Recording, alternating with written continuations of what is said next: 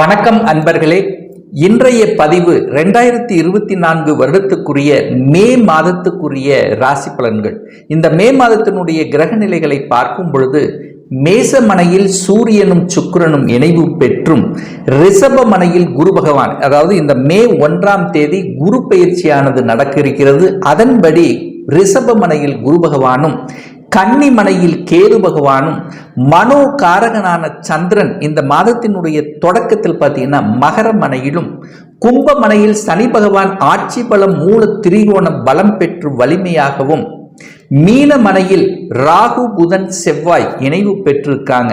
So இந்த மாதத்தினுடைய கிரக பெயர்ச்சியை பார்க்கும் பொழுது புதன் பகவான், அதாவது இந்த மே மாதம் 10ஆம் தேதி புதன் பகவான் மீனமனையிலிருந்து மேசமனைக்கும், சூரிய பகவான் மே மாதம் 14ஆம் தேதி மேசமனையிலிருந்து ரிஷபமனைக்கும், மே மாதம் 19ஆம் தேதி சுக்கிர பகவான் மேசமனையிலிருந்து ரிஷபமனைக்கு பயிற்சியாகிறார்கள். ஸோ இந்த கிரக அமைப்புகளை வைத்துக்கொண்டு இந்த மாதத்தில் என்ன மாதிரியான பலன்கள், சாதகம் என்ன பாதகம் என்ன, எதை செய்யலாம் எதை செய்யக்கூடாது, என்ன மாதிரியான தெய்வ வழிபாடு உகந்தது என்பதை பற்றித்தான் இந்த பதிவில் நம்ம டீட்டெயிலாக பார்க்க போகிறோம். அதற்கு முன்னால் நம்முடைய சேனலை ஃபர்ஸ்ட் டைம் நீங்கள் பார்ப்பவர்கள் என்றால் மறக்காம சப்ஸ்கிரைப் பண்ணிக்கிங்க. மேசராசி அன்பர்களுக்கு இந்த மே மாதம் எப்படி இருக்கும் அப்படின்னு பார்க்கும் பொழுது, உங்க ராசிக்கு யோகத்தை தரக்கூடிய சூரிய பகவான் உங்க ராசியிலேயே அமர்ந்து உச்ச பலத்துடன் வலிமையாக இருக்கார். அப்ப பூர்வ புண்ணியஸ்தானத்தின் அதிபதி வலிமையாக இருக்கக்கூடிய காலகட்டத்தில் தகப்பன் மூலமாக நன்மைகள், அதிகாரம் சார்ந்த விஷயத்தில் அனுகூலங்கள், அரசு சார்ந்த விஷயங்கள், அரசியல்வாதிகளுக்கு நன்மையை தரக்கூடிய ஒரு நல்ல மாதமாகவும், உங்களுக்கு பாக்கியத்தை தரக்கூடிய குரு பகவான் உங்க ராசிக்கு 2ஆம் இடம் என்கின்ற தனஸ்தானம் வாக்குஸ்தானத்தில் அமர்ந்திருக்கின்ற காரணத்தாலும், அந்த 2க்குரியவன் என்று சொல்லக்கூடிய அந்த சுக்கிர பகவான் இந்த மே 19ஆம் தேதி ஆட்சி பலம் பெற்று வலிமையாக இருக்கின்ற காரணத்தால நிச்சயமாக பொருளாதாரம் சார்ந்த விஷயத்தில் ஏற்றங்கள், குடும்பம் சார்ந்த விஷயங்கள், திருமணம் சார்ந்த விஷயத்தில் சுப காரியங்களை செய்யக்கூடிய அனுகூலம் மிக்க ஒரு நல்ல மாதமாக அமைகிறது. அதே போல உங்க ராசிநாதன் என்று சொல்லக்கூடிய செவ்வாய் பகவான் 12ஆம் இடத்துல போய் மறைந்திருக்கின்ற காரணத்தால, அது ராகுவோடு சேர்ந்திருக்கிறதுனால கொஞ்சம் கோபம் ஆக்ரோஷம் என்பது இயல்பாகவே அதிகமாக இருக்கக்கூடிய தன்மை. அப்போ ராகுவோடு செவ்வாய் இருக்கின்ற காரணத்தால சகோதர சார்ந்த விஷயத்துல கொஞ்சம் அனுசரணையோடு செல்லணும் அப்படிங்கிறதையும் ஞாபகத்தில் வைத்துக் கொள்ளுங்கள். அப்ப ராசிநாதன் ராகுவோட சேர்ந்திருக்கிறதுனால எந்த ஒரு புதிய முயற்சி நீங்கள் செய்தாலும் ஒரு தடவை கொஞ்சம் ஒரு நிமிஷம் யோசித்து இது சரியா தவறா என்பதை ஆராய்ந்து செய்வதுதான் சிறப்புங்கிறதையும் ஞாபகத்தில் வைத்துக் கொள்ளுங்கள். இந்த 2ஆம் அதிபதியாக இருக்கக்கூடிய சுக்கிர பகவான் உங்க ராசியிலேயே இருப்பதும், இந்த மே 19ஆம் தேதி உங்க ராசிக்குள்ளே வருவதும் உங்களுக்கு சிறப்பை ஏற்படுத்தக்கூடிய தன்மை. ஏன்னா தனகாரகனான குரு பகவான் தனஸ்தானத்தின் அதிபதி ஆட்சி பலம் இருக்கக்கூடிய இந்த காலகட்டத்தில் பொருளாதார ஏற்றத்தை தரக்கூடிய தன்மை, கல்வியில மேம்பாடு கிடைக்கக்கூடிய தன்மை, குடும்பத்தில் ஒரு உறுப்பினரை இணைத்துக் கொள்ளக்கூடிய நிகழ்வுகள், அதாவது திருமணம் சார்ந்த சுப காரியங்கள் செய்யக்கூடிய தன்மை, குடும்பத்துக்கு தேவையான பொருள்களை, அதாவது ஆடை ஆபரணங்கள், இந்த மாதிரி சுப செலவுகள் செய்யக்கூடிய தன்மைகள் சிறப்பாக இருக்கிறது. ஸோ இதுவரைக்கு பார்த்தீங்கன்னா கணவன் மனைவிக்குள்ள சின்ன சின்ன கருத்து வேறுபாடுகள் ஏற்பட்டிருந்தாலும் இந்த மாதத்திலிருந்து அது உங்களுக்குள்ள ஒரு அந்யோன்யம் பிறக்கக்கூடிய, இருவரும் இணைந்து இருக்கக்கூடிய தன்மைகளை கொடுக்கும். குடும்ப உறுப்பினர்களோடு சேர்ந்து ஒரு தொழிலை ஆரம்பிக்கணும் என்கின்ற எண்ண ஓட்டங்களை தரும். இதுவரைக்கு தன்னுடைய சொல்வாக்கு சரியில்லை, தான் சொல்றதை மற்றவர்கள் கேட்கல அப்படின்னு இருக்கக்கூடிய இந்த ரிஷபராசி என்பவர்களுக்கு இந்த மாதம் உங்களுடைய சொல்வாக்கு பிரமாதமாக இருக்கிறது. உங்க பேச்சு, அறிவு, மூலதனத்தை வைத்து செய்யக்கூடிய தொழில்கள் மூலமாகவும் உங்களுக்கு அனுகூலம் கிடைக்கக்கூடிய ஒரு அற்புதமான ஒரு மாதம். 3ஆம் அதிபதியாக இருக்கக்கூடிய புதன் பகவான் 12ஆம் இடத்துல போய் அமர்ந்து ராகுவோடு இணைந்திருக்கின்ற காரணத்தால சில சமயங்களில், அதாவது இந்த டிராவல் மூலமாக உங்களுக்கு அலைச்சல் செல்கள் கொடுப்பதற்கான தன்மையும், அதே சமயத்தில் இரவு நேர பயணங்களை முற்றிலுமாக தவிர்ப்பது நல்லது என்பதையும் மனதில் பதிவு வைத்துக் கொள்ளுங்கள். காசு பணம் சார்ந்த விஷயங்கள், யாராவது ஒருத்தருக்கு ஜாமீன் கையெழுத்து முன்பின் தெரியாதவர்கள் அல்லது தெரிந்தவர்களுக்கு ஜாமீன் போடுவதை தவிர்ப்பது நல்லது இந்த மாதத்தினுடைய முதல் 10ஆம் தேதி வரை. ஸோ அதன் பிறகு உங்களுக்கு பெரிய பாதிப்பு ஒன்றும் ஏற்படுத்த போவதில்லை.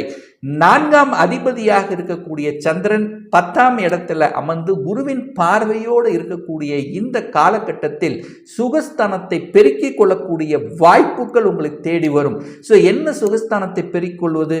ஒரு வீடு வாங்கணுங்கிறது ரொம்ப நாள என்னுடைய ஆசை. அந்த ஆசை நிறைவேற்றக்கூடிய வகையில இந்த மாதம் இருக்கிறது. கிரகத்தினுடைய தன்மைகள், சுக்கிர பகவான், அதாவது வீட்டுக்கு காரகன் என்று சொல்லக்கூடிய அந்த சுக்கிர பகவான் ஆட்சி பலத்தோடு இந்த மாதத்தில் அமைய போகிறார். அப்ப நிச்சயமாக வீடு வாங்கக்கூடிய யோகம் இருக்கிறது. புதிய வாகனம், அதாவது உங்களுக்கு ஒரு கனவாக இருக்கக்கூடிய புதிய வாகனம் வாங்கக்கூடிய யோகம் என சுக்கிரன் இந்த மாதத்தில் பலப்பட்டு வலிமையாக ஆட்சி பலத்தோடு இருக்கக்கூடிய ஒரு மாதமாக இருக்கின்ற காரணத்தால உங்களுக்கு சுகஸ்தானத்தை பெருக்கிக் கொள்ளக்கூடிய வாய்ப்புகள், ஒரு சிலருக்கு தோட்டம் சம்பந்தப்பட்ட விவசாய நிலங்களை வாங்கக்கூடிய யோகமும் உங்களுக்கு இருக்கிறது. 5ஆம் அதிபதி என்ன, பூர்வ புண்ணிய ஸ்தானத்துக்கு அதிபதியாக இருக்கக்கூடிய சூரியன் உச்ச பலத்தோட வலிமையாக இருக்கிறதுனால பூர்வீகம் சார்ந்த விஷயத்தில் சிறப்பை ஏற்படுத்தி கொடுக்கும். அதே சமயத்தில் பட்டம் பதவி கிடைக்கக்கூடிய வாய்ப்புகள், ரொம்ப நாளா எனக்கு ஒரு பதவி கிடைக்கணும், ஒரு ப்ரமோஷன் கிடைக்கணும் என்று ஆசைப்பட்டு கொண்டிருக்கின்ற இந்த மேசராசி என்பர்களுக்கு அந்த ஆசையை நிறைவேற்றிக் கொள்ளக்கூடிய ஒரு நல்ல மாதமாக அமைகிறது. குழந்தை பிறப்பு சம்பந்தப்பட்ட விஷயத்தில் இருந்து வந்த தடைகள் விலகக்கூடிய தன்மைகள், குடும்பத்தில் மகிழ்ச்சி சந்தோஷம் திளைக்கக்கூடிய வகையிலும் 6ஆம் இடத்தை குரு பகவான் பார்க்கின்ற காரணத்தால் எதிரி சார்ந்த விஷயங்கள், தனம், அதாவது கடன் சம்பந்தப்பட்ட விஷயத்தில் கழுத்தை நெரித்து கொண்டிருந்தனா இப்ப கடனை அடைப்பதற்கான சாத்தியக்கூறுகள் இந்த மாதம் உங்களுக்கு தென்படக்கூடிய தன்மை. அப்ப கடனை அடைக்கணுங்கிறதுனா பொருளாதாரம் மேம்படணும் அல்லவா? ஸோ பொருளாதாரம், அதாவது உங்களுடைய தொழில் சார்ந்த விஷயத்தில் நல்ல வளர்ச்சியை கொடுக்கக்கூடிய தன்மையை உருவாக்கும். இதுவரைக்கும் உடலில் ஏதாவது ஒரு வகையில் உறுத்தி கொண்டிருந்தது, நோய் சார்ந்த மாதிரி இருக்கு, ஆனா ஏதாவது இருக்கிற மாதிரியான ஒரு ஃபீலிங் கொடுத்து கொண்டிருந்ததெல்லாம் இப்ப முற்றிலுமாக விலகக்கூடிய ஒரு நல்ல காலம் வந்துவிட்டது. இந்த மேசராசி என்பர்களுக்கு திருமணம் சார்ந்த அனைத்து விதமான சுப காரியங்கள் செய்யக்கூடிய ஒரு தன்மை. என 7ஆம் இடம் என்பது கலத்திர ஸ்தானம் அல்லவா?